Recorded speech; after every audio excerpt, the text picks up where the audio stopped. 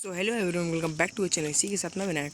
और आज मैं आपको पढ़ाने जा रहा हूँ क्लास 10th की एनसीईआरटी साइंस का chapter number 1 chemical reaction and equations. पिछली वीडियोज़ में मैंने इसके फर्स्ट और सेकंड पार्ट कराए थे, इस वीडियो में कराऊंगा पार्ट थर्ड। सो पिछली वीडियोज़ में हमारा एक part types of chemical reactions का रह गया था, जो कि है oxidation and reduction. So oxidation और रिडक्शन क्या होता है मैं इस वीडियो में समझा दूंगा। सो ऑक्सीडेशन क्या होता है? The addition of oxygen and removal of hydrogen from substance is called oxidation.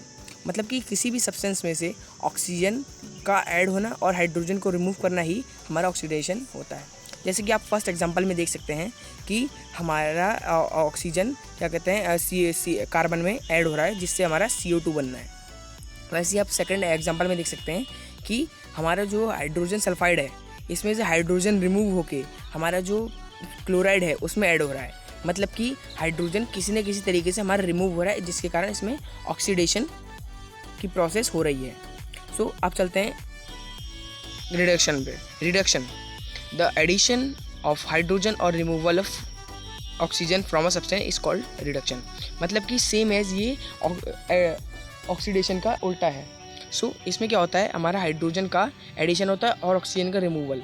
सो जैसे कि आप देख सकते हैं कि 2NH3, इसमें हमारा हाइड्रोजन है जो कि हमारा किस में ऐड हो जा रहा है, हमारा क्लोराइड में। मतलब कि पहले वो क्या कहते हैं नाइट्रोजन हाइड्रोक्साइड था, वो ऐड होकर सीधा हमारा HCl में चला गया। मतलब कि वो ऐड हो रहा है। और वैसे ही अगर आप सेकंड एग्जांपल में देखें कि जो हमारा ऑक्सीजन है वो रिमूव होकर जिंक में से किस में चला गया, कार्बन में। मतलब कि वो रिमूव हो गया किसी न किसी तरीके से।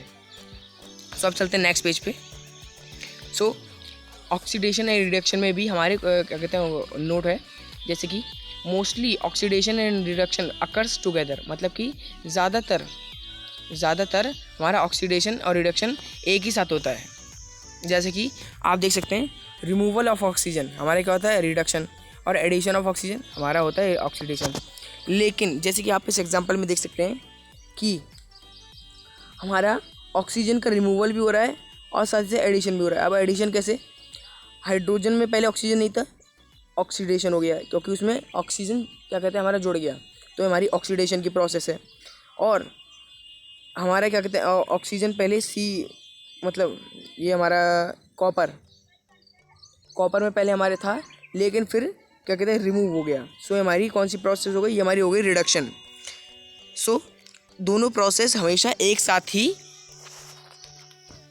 अकर होती हैं, अकर्स टुगेदर। सो इनमें भी एजेंट होते हैं जिनके कारण ये हमारा प्रोसेस होती है। ये कुछ सब्सटेंस में प्रोसेस होती है, ये इसके भी कुछ एजेंट होते हैं, जैसे कि oxidising agent, a substance which causes addition of oxygen or removal of hydrogen from a substance is called oxidizing agent। इन्हें हम ऑक्सीडाइजिंग एजेंट कहते हैं, जिनके कारण हमारा ये होता है। सो जैसे कि मैं आपको पिछली फोटो में दिखा दूँ कि हमारे यहाँ पे कौन सा ऑक्सीडाइजिंग एजेंट है जिनके कारण हमारी ऑक्सीडाइजेशन प्रोसेस हुई है। सो जैसे कि आप यहाँ पे देख सकते हैं कि हमारा जो कार्बन है वो हमारा ऑक्सीडाइजिंग एजेंट हुआ, क्योंकि जब कार्बन में हमारा O2 ऐड हुआ तभी तो हमारी ऑक्सीडाइजिंग क्या कहते हैं प्रोसेस हुई। अगर वो ऐड ही नहीं करता तो हमारी ऑक्सीडाइजिंग होती ही नहीं, मतलब ऑक्सीडेशन होता ही नहीं हमारा। सो ये हमारा ऑक्सीडाइजिंग एजेंट है। सो अब बात रही रिमूवल ऑफ ऑक्सीजन मतलब रिडक्शन की। सो इसी में मैं आपको दिखाता हूँ रिमूवल ऑफ ऑक्सीजन कैसे। सो यहाँ पे हमारे जिंक हुआ रिमूवल मतलब क्या, reducing agent, a substance which causes addition of hydrogen और रिमूवल ऑफ ऑक्सीजन। सो यहाँ पे हमारा रिडक्शन मतलब रिड्यूसिंग एजेंट क्या हुआ, यहाँ पे हमारा, जैसे मैं यही समझाता हूँ आपको। यहाँ पे हमारा रिड्यूसिंग एजेंट हुआ कब, क्योंकि उसने जब रिड्यूस किया तभी हाइड्रोजन के पास गया, जिससे हमारी एडिशन प्रोसेस हुई। मतलब कि दोनों प्रोसेस हमेशा साथ ही में अकर होंगी, कभी भी अलग अलग नहीं होंगी।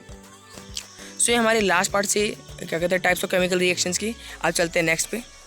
सो effect of oxidation reaction in everyday life. So ये हमारा नया पार्ट है। सो इसमें पहले आएगा हमारा कोरोजन। कोरोजन क्या होता है? It is a process in which metals are destroyed by action of air, moisture, chemical etcetera. मतलब कि कोरोजन क्या होता है, रस्टिंग ऑफ आयरन। इसका iron metal is most common form of corrosion. Iron का रस्ट होना हमारा बहुत ही कॉमन सा एग्जाम्पल है क्या कहते हैं कोरोजन के लिए। सो कॉरोजन क्या होता है? It is a process in which metals are destroyed. मतलब कि जैसे कि आप देखते हैं जब हमारे क्या कहते हैं उसमें जंग लग जाता है, क्या कहते हैं आयरन पे, तो आपने देखा होगा वो डिस्ट्रॉय होना शुरू हो जाता है, उसमें वो खराबी सी आने लगती है जिसके कारण वो ख़राब हो जाता है। सो ये हमारा प्रोसेस होती है। और इसके हार्मफुल इफेक्ट्स क्या होते हैं?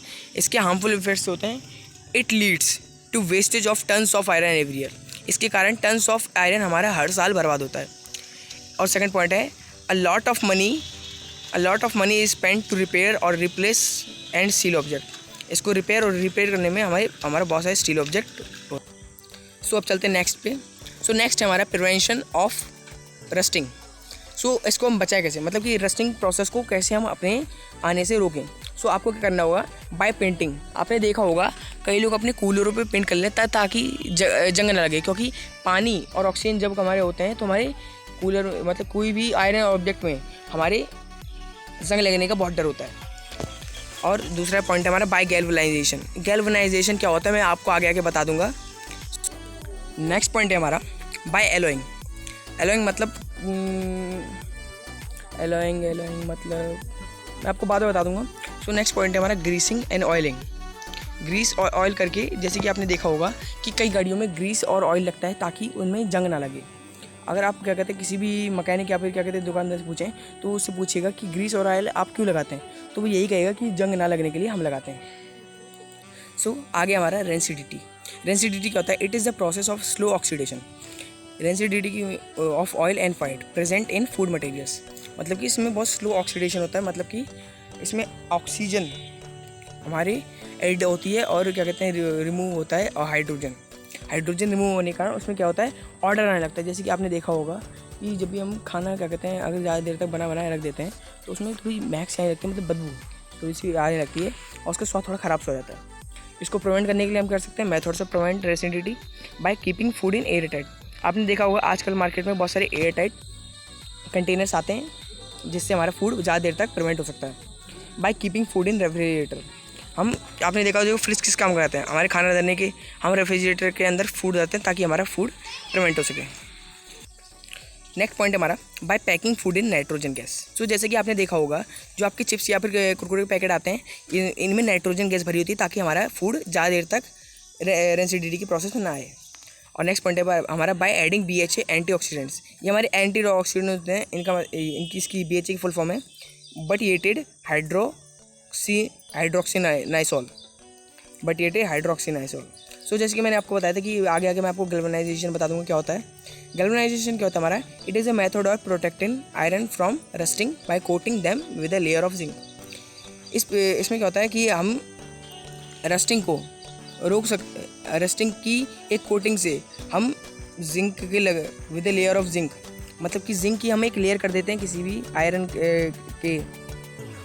के ऑब्जेक्ट पे हम जिंक क्लियर कर देंगे जिससे वो रस्टिंग की प्रोसेस से बच सकेगा और उसमें रस्टिंग की ही कोटिंग होती है।